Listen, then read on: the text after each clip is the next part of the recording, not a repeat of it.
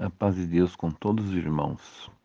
Respondendo à pergunta, a respeito de Jetifé, no capítulo 11 de Juízes, foi perguntado se Jetifé, se ele sacrificou a sua filha, queimada viva, em holocausto ao Senhor. Então, irmão, a resposta não. Ele não sacrificou, ele não matou a sua filha viva, queimando ela em holocausto. Jamais Jetifé iria fazer isso, porque Jetifé ele era um juiz em Israel. E Jetifé ele conhecia, ele conhecia os mandamentos do Senhor. Ele conhecia como juiz as leis do Senhor. E jamais ele ia fazer alguma coisa contra a lei do Senhor, né? Até por isso que Jetifé, ele está lá no capítulo 11 aos Hebreus, na galeria dos homens, de exemplos de fé de homens tirados do Antigo Testamento. Então jamais Deus iria receber. A palavra de Deus diz que Deus não tem o culpado por inocente e nem o inocente por culpado. Deus não iria receber um sacrifício humano, pois Deus já condenava essa prática. Quando Deus tirou o povo do Egito, foi a primeira ordem que Deus deu. Quando vocês entrarem na terra que eu estou enviando vocês, não fazem aliança com aquele povo, não deu seus filhos para casar com suas filhas, porque isso vos será por laço, né? E Deus deu toda aquela ordem. Então vamos ler aqui Deuteronômio, capítulo 18, verso 9 em diante. Então Deus disse assim: quando vocês tomarem posse da terra que o Senhor nosso Deus está dando a vocês, não imitem os costumes nojentos dos povos de lá. Não ofereçam os seus filhos em sacrifício, queimando-os no fogo e no altar. Não deixe que no meio do povo haja adivinhos ou pessoas que tiram sortes.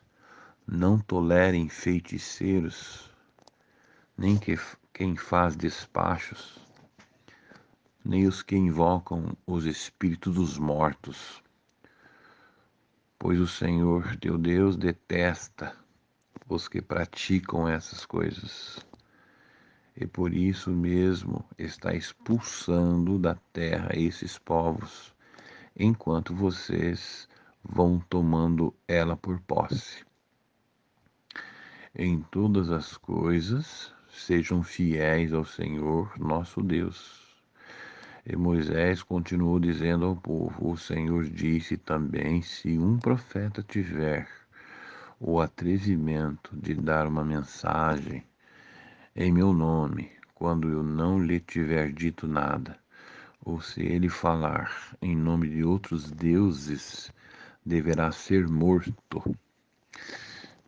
Então, irmãos, Jetifé, ele conhecia a lei de Deus, né? E ele era um servo de Deus, e além disso, ele era juiz, ele julgava a Israel, né? Estava na frente do povo de Israel. Então, jamais ele iria sacrificar a sua filha, porque isso era um costume pagão condenado pela lei de Deus, né? Nós acabamos de ler. Então, vamos entender o que aconteceu. Jetifé fez um voto, que se Deus desse os seus inimigos, o inimigo do povo de Deus naquela guerra, os filhos de Amon, se Deus desse aquela guerra, aquela vitória para o povo de Deus, ele fez um voto. E quando ele chegasse em sua casa, ela está escrito assim, que aquilo que saísse ao seu encontro, ele ofereceria em sacrifício ao Senhor, em holocausto ao Senhor. Porque isso, né, já era uma forma de se adorar a Deus naquela época. Então ele fez um voto, não é verdade? Que ele ofereceu um animal, uma novilha, não é verdade? Então Jetifé tinha propriedade, ele já era acostumado a servir a Deus, né? Daquela forma, em holocausto, servindo a Deus, oferecia um holocausto de animais, né? Ele não fez um voto pensando em sacrificar humanos, até porque, é verdade, ele tinha uma sua única filha, ele não tinha nem filho homem, a única filha que ele tinha era uma filha só. Então, ele não ia fazer um costume, que era um costume dos pagãos, reprovado pela lei de Deus, né?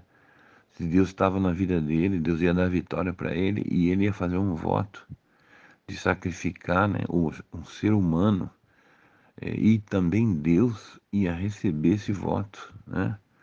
Não, o que falta é nós compreendermos. Ele fez um voto e quando ele chegasse na sua casa, aquilo que saísse ao seu encontro. Ele falou ao animal, relacionado aos animais. Porém, quando ele chegou lá, não é verdade? Nenhum animal saiu ao seu encontro. Ele chegou, quem veio depressa encontrar ele foi sua filha. Por isso que ele ficou em desespero.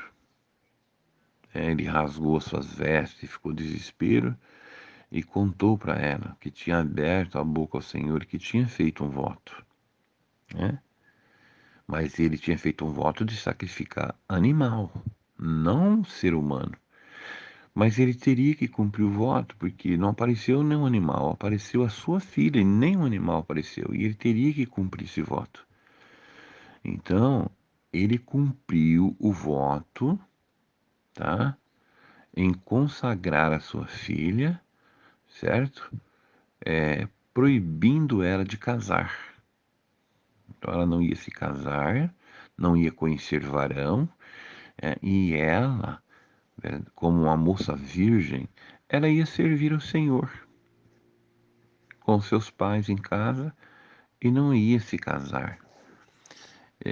Então, embora que Jetifé ia sofrer, porque a sua descendência acabou ali.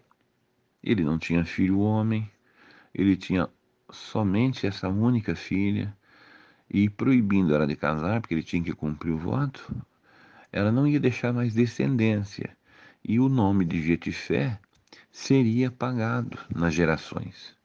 Por isso é que Deus colocou o nome dele lá na galeria 11 de Hebreus, para o seu nome não ser apagado na face da terra. Não foi apagado, até hoje ele está na galeria, né? Mas pela sua geração, ali não teve mais, né? Ele não deixou mais descendência, mas porque ele havia votado e o voto tinha que ser cumprido. Mas ele fez o voto, né? Ali foi da castidade da moça, né? Não é verdade? Então foi da virgindade da moça, ela não casar, ela não se casar. E é tão certo isso que a moça pediu para o pai: então permita primeiro que eu vá, né, aos montes com as moças, né, e que lá eu vou chorar a minha virgindade, né? Então, elas não iam chorar pela sua morte. Se ela fosse ser sacrificada, queimada em holocausto, então ela ia pedir para o pai: então permita que eu vá aos montes chorar pela minha morte, que ela ia morrer. Então eu vou lá chorar com as donzelas, nós vamos lá chorar pela minha morte, porque ela ia morrer em holocausto. Não, ela falou: permita que eu vá chorar pela minha virgindade. É verdade? E o pai disse: vai, filha. Ela foi, ficou 2 meses, chorou a sua virgindade com as moças. Por que chorou a sua virgindade? Porque o sonho de toda moça é casar, ainda mais naquele tempo que as bênçãos era a mulher, quanto mais ela gerava, mais ela era abençoada. Era o sinal da fertilidade.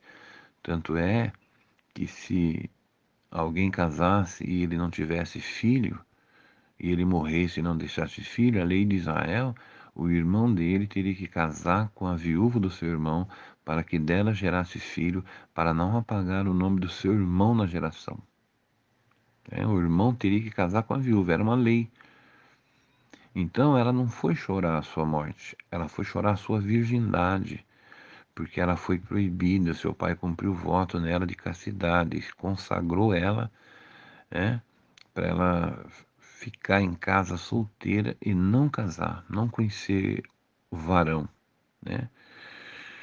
E quando ela voltou dos montes, está escrito, e cumpriu nela, né, o que ele tinha votado, né? E ela não conheceu o varão. E aí nasceu um costume, a partir dali em Israel, né, que de 4 em 4 anos, salvo engano, não é isso? Vinha, né, as moças, né, de Israel, de 4 em 4 anos, chorar, né, a virgindade da filha de Jetifé. Né? Não, né, não vinha chorar a sua morte, mas sim a sua virgindade, porque ela não pôde casar. Ela teve que ficar em casa, servindo a Deus, sem conhecer varão. Essa é a realidade, né? Ele cumpriu o voto, mas não sacrificando ela. Ele não sacrificou ela, porque isso era um costume abominável ao Senhor, ao povo pagão que praticava essas coisas. E Deus não pode entrar, Deus nunca foi contraditório, né? A palavra de Deus não cai em contradição. Às vezes nós não entendemos a palavra, mas a palavra não pode se contradizer. Se Deus disse que não darás o seu filho, né, não sacrificarás os seus filhos em holocausto, como aquelas nações praticam, porque para mim é uma abominação, não é verdade? Então isso permanece fiel. A lei de Deus é para todos. Então, Jetifé, ainda mais Jetifé como um juiz em Israel, né? Verdade, ele julgava Israel. Ele conhecia as leis de Deus, jamais iria fazer isso, não é isso? Mas vamos aqui, né? Um pouquinho mais para frente. Vamos ler aqui agora. Nós vamos ler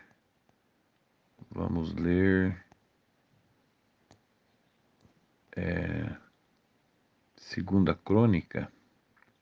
Segunda Crônica. Deixa eu ver aqui.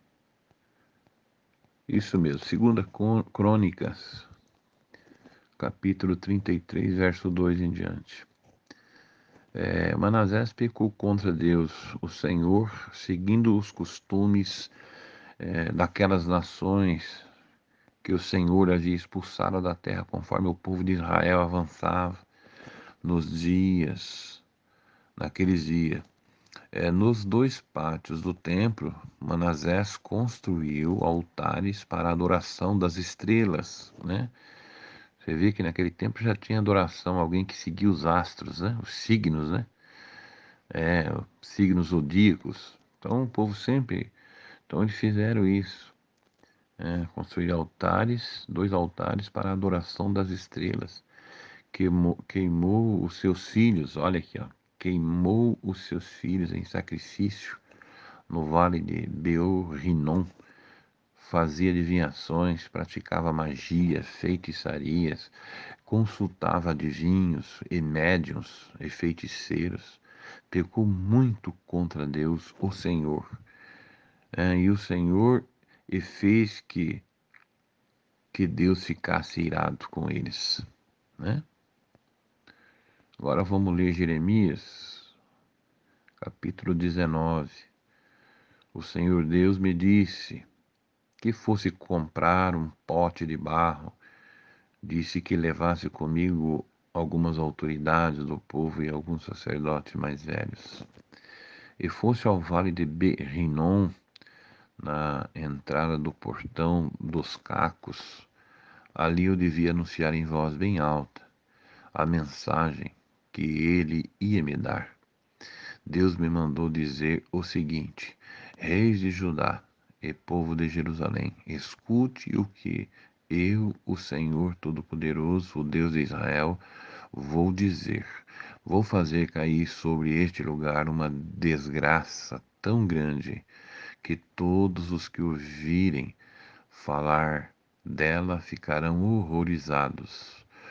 Vou fazer isso porque o meu povo me abandonou, profanou este lugar, queimando aqui incenso a outros deuses. Mas nem esse povo, nem os seus antepassados, nem os reis de Judá sabiam nada a respeito desses deuses. Essa gente encheu este lugar com sangue de pessoas inocentes. Tá vendo, irmão? Sangue de pessoas inocentes, porque eles sacrificavam seus filhos, pessoas inocentes, ofereciam aos deuses pagãos. Você acha que Deus ia aceitar o sacrifício da filha de Jetifé, a filha única que estava na sua casa, inocente? Né? Você acha que Deus ia aceitar o sacrifício de uma pessoa inocente, porque Jetifé, Deus deu vitória na guerra e por causa disso ele fez um voto e agora ele tinha que matar sua filha? Se Deus havia proibido na sua lei, que não era para que Deus não aceita sacrifícios humanos, né? Lembramos de Abraão, que Deus pediu seu filho Isaque para fazer um teste, não é verdade? Deus pediu seu filho Isaque para fazer um teste, porque ali já havia os costumes, né, de culto, desse tipo de culto, alguém oferecia os seus filhos aos seus deuses, e Deus pediu para Abraão, né? Mas quando Abraão levantou a mão, o Senhor falou, né, bradou a Abraão, né? E Abraão parou e preparou o cordeiro. Por quê? Porque Deus não aceita sacrifício humano. Deus não aceita. Por isso Deus enviou o seu filho, o único cordeiro pascual que foi imolado, né? Foi Cristo Jesus, né? Cristo Jesus. Então, isso era um costume entre o povo pagão, né? Aonde o Senhor reprovou.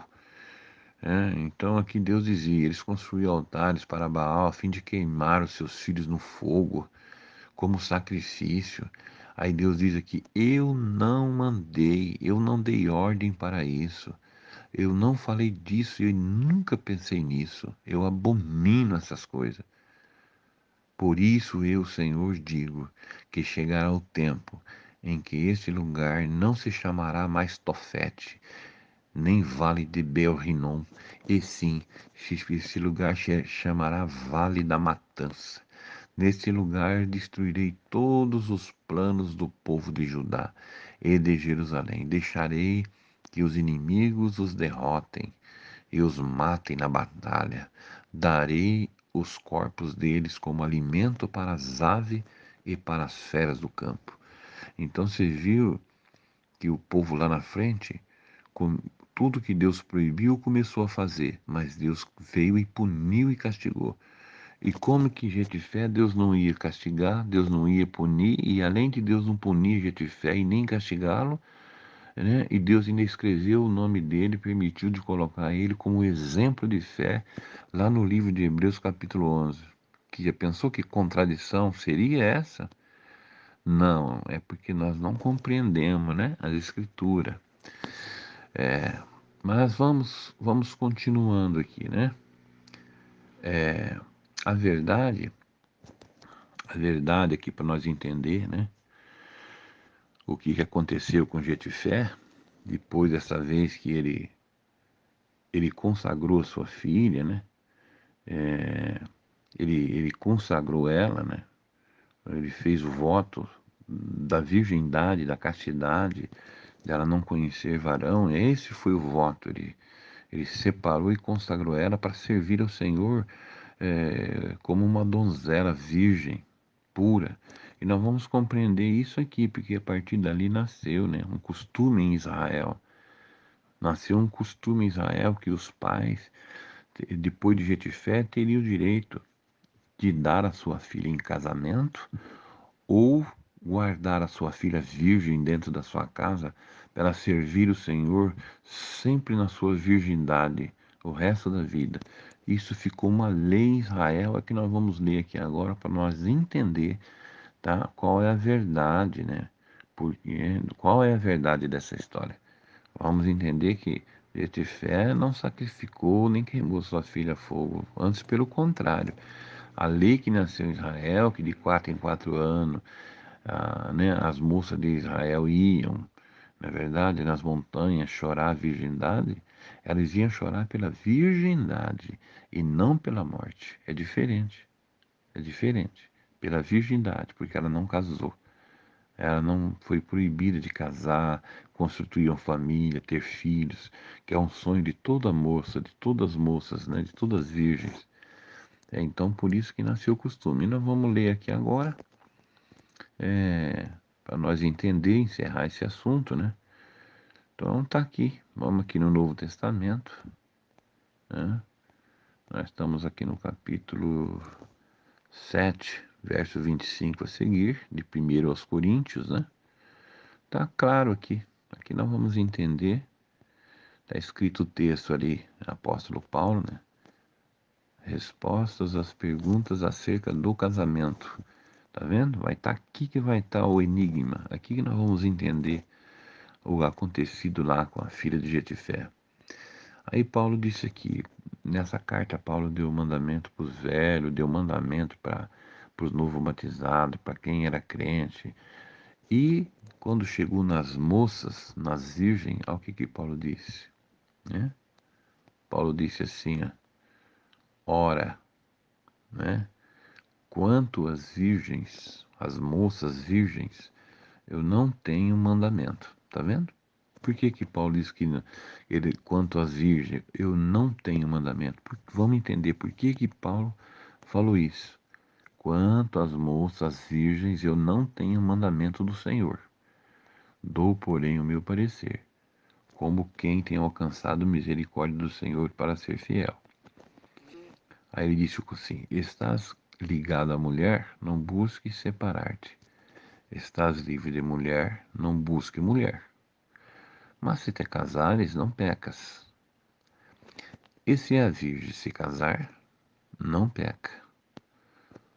Todavia os tais terão tribulações na carne e eu queria poupar-vos.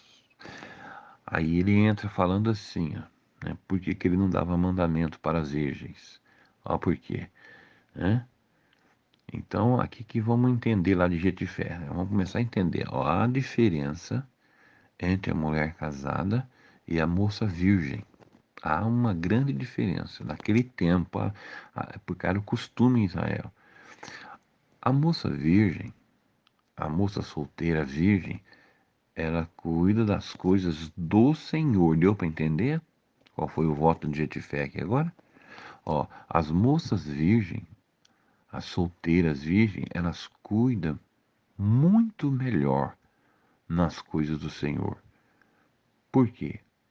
Porque elas ficam santas, tanto no corpo como no espírito. Por que tanto no corpo? Porque elas é virgem, elas não conheceu o varão. Então elas ficavam santas no corpo, que era virgem pura no corpo, e também, né, no espírito. Agora ele fala a diferença. Por isso que a filha de Jetifé foi consagrada. É isso aqui que Paulo está dizendo. Por isso que Paulo não entrou nesses pormenores. Ele não mexeu com as moças virgens. Ele não deu mandamento para as virgens. Porque era um costume, era um direito do pai, porque começou em Jetifé, e se ele quisesse dar a sua filha em casamento, ele dava. E se ele quisesse guardar a sua moça dentro de casa, virgem, sem casar, ele também teria o direito, os pais teriam o direito. Então aqui ele fala a diferença entre a mulher casada e a moça virgem. A moça virgem, a moça solteira virgem, ela cuida muito melhor das coisas do Senhor, porque ela é santa tanto no corpo como no espírito. Porém, a mulher casada, né? É diferente. Ela cuida das coisas do mundo, tá vendo? Não as de Deus, mas do mundo, em como ela tem que agradar o seu marido. Então ela não tem como ficar muito santa no corpo, porque ela é casada, ela tem que agradar o seu marido, né? Então ela não vai ser que nem a moça virgem. Ela não tem homem, ela não tem esposo, a moça virgem. Ela se dedica só ao Senhor. E a mulher casada não. Ela tem que agradar o marido. Aí, quando fala assim, ó, mas se alguém julga que trata dignamente a sua virgem, né? E se tiver passado a flor da idade, e se for necessário, né, que faça o tal o que quiser, não peca, casem-se, né? Então ele está dizendo assim, mas se aparecer um rapaz, né, e o pai consentir que a filha vai casar, aí veio essa lei, mas ela já passou da flor da idade, quer dizer, ela já é de maior, né? Então se ela já é de maior, passou da flor da idade, já é de maior, e o pai consente ela em casar, ela já é de maior. Se for necessário, tem necessidade de casar, né? É necessário que faça o tal o que quiser. O tal é o pai, ó, né? Que faça o tal o que quiser. Ele não peca. Casem-se. Né? Quer dar sua filha para casar? Não peca, casem-se. Mas aí ele fala assim, mas todavia, né, o pai que está firme em seu coração não tem necessidade. Né? Aquele tempo era assim que funcionava. Não tem necessidade. Aqui para minha filha não falta nada. Não, aqui ela não quer, nós não quer que ela vai casar. Ela não vai casar com ninguém. Enfim, era um direito. Era assim que funcionava aquele tempo. Então, se o pai está firme em seu coração, não tem necessidade, mas com poder sobre a sua própria vontade, né? Se resolveu no seu coração guardar a sua virgem, quer dizer, guardar a sua filha virgem, faz bem, faz bem. Se é o pai, você que decide. Você fala, não, minha filha não vai casar. Aqui ela tem de tudo, tem uma vida tranquila, e eu não quero que ela vai sofrer, que vai casar, ela vai ficar aqui dentro de casa com nós. Aí Paulo não tirou esse direito. Tá bom, guarde a sua moça, guarde a sua virgem. Agora o pai que quer deixar sua filha casar também não peca. Casem, pode casar, não é, não peca. Mas se o pai não quer, porque era um direito, porque aconteceu lá em Jetifé, não é verdade? O Jetifé não quis que ela casasse. Então, e Paulo não foi contra isso, que era a lei de Israel. Guarda a sua virgem, fica com a sua virgem, faz bem. Aí Paulo diz assim, de sorte, aí Paulo explica, de maneira que o pai que dá a sua filha em casamento faz bem, quer dar a sua filha em casamento, faz bem. Mas o pai, né, que não quer dar a sua filha em casamento, faz muito melhor. Ô irmão, tá bem claro aqui, tá bem claro, tem dúvida aqui ainda? Você entendeu por que ele falou que o pai que não dá a sua filha em casamento faz melhor? Que nós acabou de ler aqui atrás que a moça ela é a diferença da mulher casada. Porque ela é santa tanto no corpo como no espírito. E é muito melhor em cuidar das coisas do Senhor. Enquanto a mulher casada, ela é dividida. Ela tem que agradar ao seu marido. Então era assim que funcionava a lei em Israel. E o apóstolo Paulo aqui não mexeu. Por isso ele diz: quanto às virgens, quanto às moças, eu não tenho mandamento do Senhor. Mas isso aí está com o pai. Se o pai quer dar a sua moça virgem em casamento, faz muito bem, não peca. Mas se o pai resolveu guardar a sua filha virgem, ele não consente ela em casar, faz muito melhor, porque a solteira cuida das coisas do Senhor. Ela é santa tanto no corpo como no espírito. Irmão, simples assim, simples assim. Por isso que Jetifé está lá em 11 de Hebreus, como exemplos de fé tirados do Antigo Testamento. Se ele tivesse sacrificado a sua filha, ficava assim Deus em contradição. Deus proibiu que não é para sacrificar sacrifício humano. Jetifé sacrificou e mesmo assim Deus exaltou ele aqui em 11 de Hebreus. Ficaria, irmão, em contradição. E não é, não está em contradição. É porque muitas vezes nós não compreendemos as Escrituras, por isso que nós erramos. E, e aqui tá, em Hebreus 11, né, que nós estamos falando, né, verso 31 fala, foi pela fé que Raabe, né, aquela prostituta, não morreu com os que tinham desobedecido a Deus, pois ela havia recebido bem os espiões israelitas, os quais, o que mais posso dizer, né? O tempo é pouco para falar de Gideão, para falar de Baraque, para falar de Sansão, para falar de Jefté, de Davi, de Samuel e dos profetas. Então, todos esses aqui estão como exemplo de fé. Então, Gideão, Baraque, Sansão, né? Jefté, Davi, Samuel, né? É verdade, e dos profetas. Porque pela fé eles lutaram contra nações inteiras e venceram, fizeram o que era a palavra, fizeram o que era correto, né? Se fizeram o que era correto, né, mesmo naquela lei daquele tempo, né, o correto naquela lei, e receberam o que Deus lhe havia prometido. Então eles fizeram o que era correto, né? Se Jetifé tivesse sacrificado a sua filha como os deuses pagãos recebiam sacrifícios humanos, matando seus filhos inocentes, né? Ficaria aqui em contradição, né? Só ia estar aqui Jetifé em contradição. Então, é porque nós não compreendemos, né, as Escrituras. Muitas das vezes nós erramos por não conhecer a Escritura e nem o poder de Deus, né? Então, irmãos, não, na verdade, Jetifé não sacrificou, não queimou sua filha viva em holocausto, não. A fogo, não, não. Isso era um sacrifício das nações pagãs, é abominável aos olhos de Deus, né? Deus reprovava essa lei. E também, irmãos, o caso de Jetifé, vamos falar um pouquinho agora de Saul. É o mesmo caso do rei Saul, né? É o mesmo caso do rei Saul. Lá o rei Saul diz que foi, né, na pitonisa de Endor. Então ele começou tudo com mentiras já.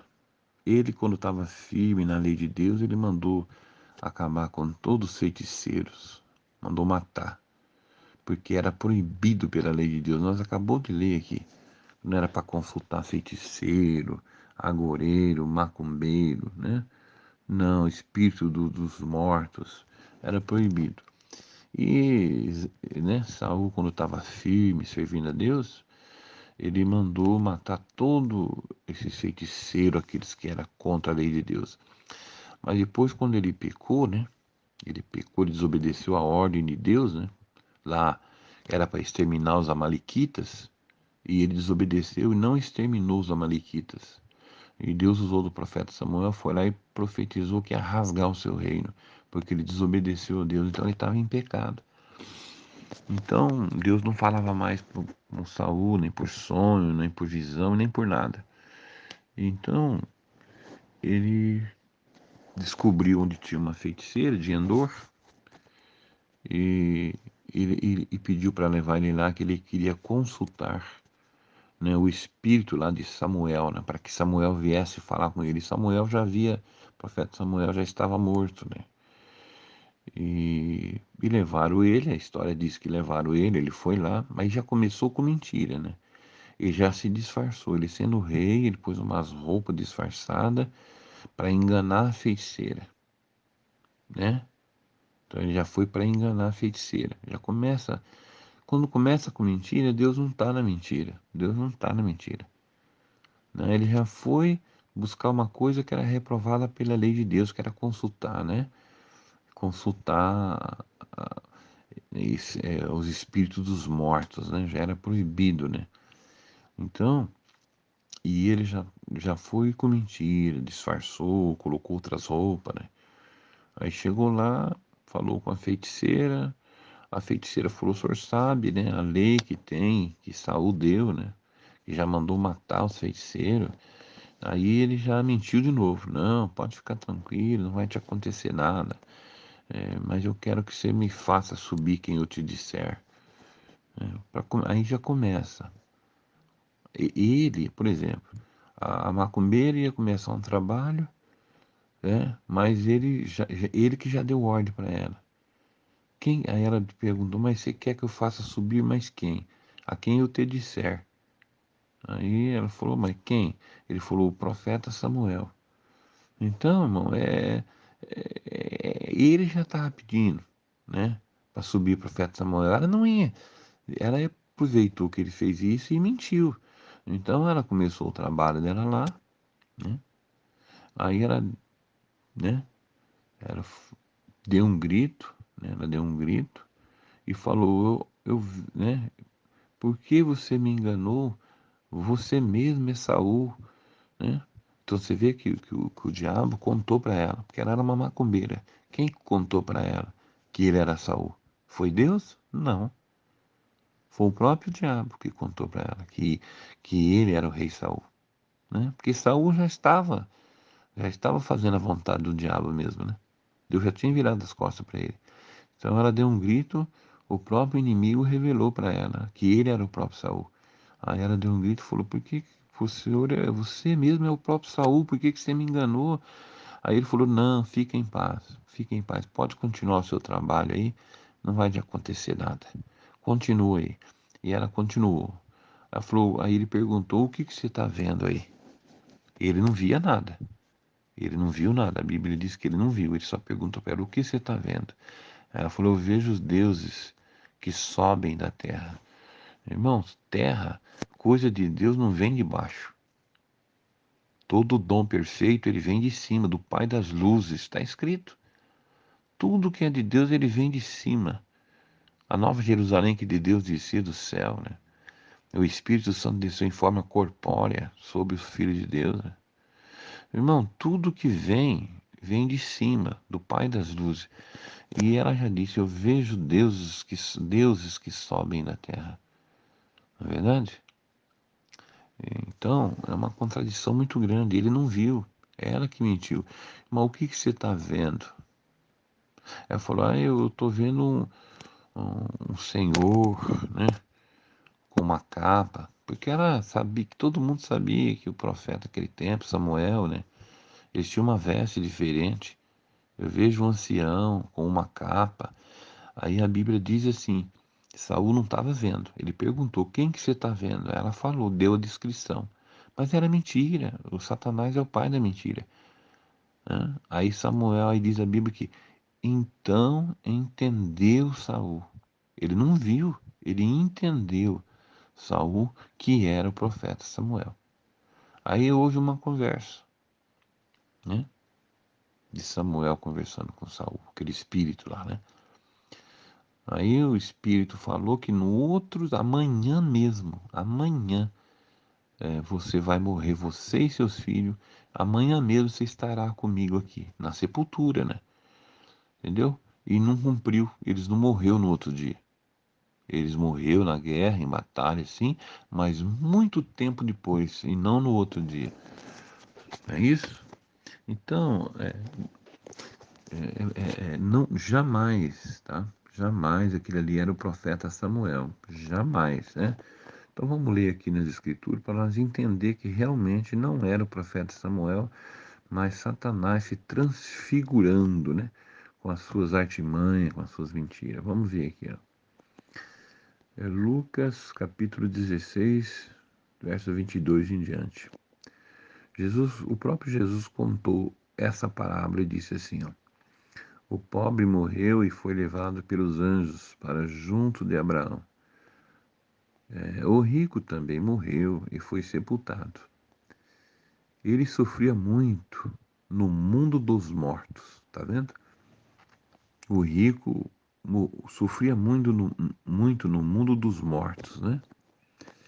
E quando olhou, viu lá de longe Abraão e Lázaro ao lado dele. Então ele gritou: Pai Abraão, tenha pena de mim. Mande que Lázaro molhe o dedo na água e venha refrescar a minha língua, porque estou sofrendo muito neste fogo. Além disso, Aí Abraão disse assim: não, não, não pode, porque há um grande abismo entre nós, de modo que os que querem atravessar daqui até vocês não podem, como também os daí não podem vir para cá. Então você pode ver, né? Há um grande abismo, não tem como, tá? Quem morreu não volta mais, não tem como voltar mais. É a palavra de Deus afirma que não volta, não volta. Há uma separação, não volta, tá? E o rico disse: nesse caso, pai Abraão, peço que mande Lázaro até a casa do meu pai, porque Lázaro estava morto. Então ia acontecer que nem Samuel. Então manda lá conversar com meu pai, que nem Samuel, né? Vamos dizer, muitos entendem que Samuel conversou com Saul. Então Jesus contou a parábola. Manda que Lázaro vai lá conversar com meu pai, com a minha família, para que eles não venham aqui para esse lugar de tormento, né? né? Porque eu tenho 5 irmãos, deixe que ele vá lá e avise, para que eles não venham para esse mesmo lugar que eu estou de sofrimento. O que que a voz disse? Abraão lhe respondeu: os seus irmãos têm a lei de Moisés e os livros dos profetas lá na terra para os avisar, né?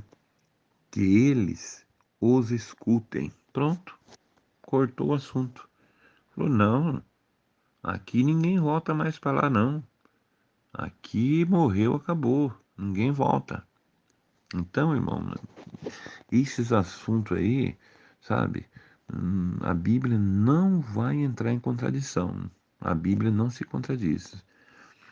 E agora, nós vamos ler em Eclesiastes 9, verso 3 em diante, né? Este é o mal que há entre tudo quanto se faz debaixo do sol, que a todos sucede o mesmo, que também o coração dos filhos dos homens está cheio de maldade, que há desvarios no seu coração, na sua vida, e que depois se vão aos mortos, desce a sepultura, todos descem a sepultura, todos morrem. Porque todos que são vivos sabem que um dia hão de morrer, todos. Aí depois frisa assim, ó, prestamos atenção, mas os mortos, depois que morrem, eles não sabem mais coisa nenhuma desta vida. E nem tampouco eles têm jamais recompensa ou lembrança, né, desta vida. Mas a sua memória ficou entregue ao total esquecimento. Até o seu amor, seu ódio, sua inveja, tudo isso pereceram, terminaram. E já não tem, eles já não têm, olha irmão, olha aqui como que é clara a palavra de Deus. Eles, os que morreram, todos os que morreram, não jamais, né, não têm parte alguma nesta vida mais, nesse século, em coisa alguma do que faz debaixo do sol. Morreu, morreu, está em silêncio. Morreu, acabou. Só vai despertar quando tocar a sétima trombeta, né? Quando soar a volta de Cristo, aí vai acordar do sono da morte. Está dormindo. Mas não tem quem volte. O profeta Samuel não voltou. A palavra não contradiz, não contradiz, né? E vamos aqui em 2 Coríntios, capítulo 11, né? E Paulo disse assim, ó, isso não é de admirar, não se admire, não. Não se admire, porque até Satanás, ele pode se disfarçar, tá vendo? Foi o caso de Samuel.